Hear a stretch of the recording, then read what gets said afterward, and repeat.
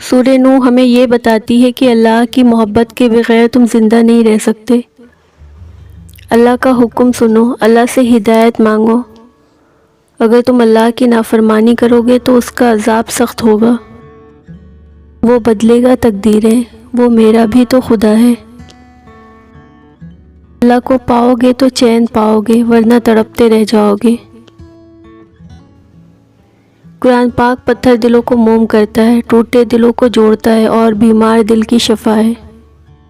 درد کتنا بھی ہو، اللہ کے آگے رونے سے سکون میں بدل جاتا ہے۔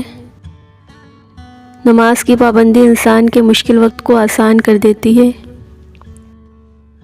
یہ بہترین وقت کو نماز کے لیے وقف کر لو، کیونکہ تمہارے سب کام تمہاری نماز کے بعد قبول ہوں گے۔ حضرت علی رضی اللہ عنہ نے فرمایا، جب دعا کرتے وقت تمہاری آنکھ سے آنسو آنے لگے تو سمجھ جانا تمہاری دعا بارگاہ الہی میں قبول ہو چکی۔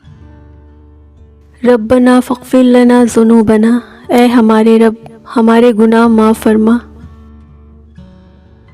اللہ سے مانگو، پھر مانگو، مانگتے رہو، وہ دے گا، وہ ہی دے گا، کیونکہ وہ ہی دے سکتا ہے۔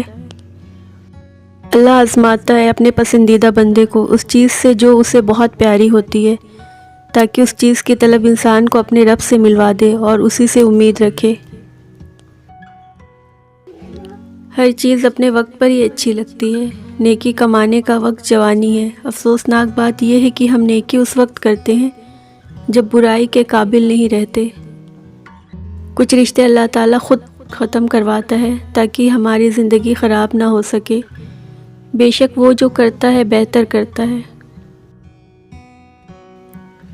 کسی کی بیٹی کو جب اپنے گھر لے آئیں تو یاد رکھے کہ شادی کر کے ہی لائے ہیں، خرید کر نہیں کہ جیسا مرضی سلوک کیا جائے۔ وہ آپ کے اچھے سلوک اور عزت کی حقدار ہوتی ہے۔